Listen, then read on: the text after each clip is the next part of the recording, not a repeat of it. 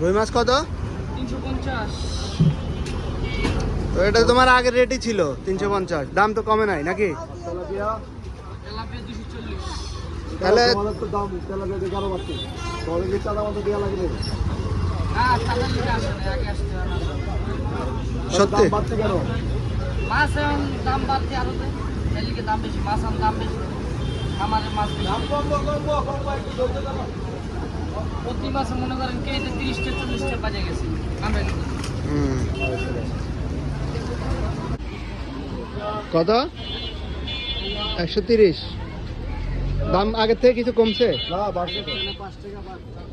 আলু আলু আলু 60 টাকা, আলু আগের টাকা। পেঁয়াজটা বাড়ছে। আচ্ছা 5 টাকা বাড়ছে। 10 টাকা বেশি দাম আছে। আবার এটা 10 টাকা কম। বুঝছি। শশা কত ভাইয়া?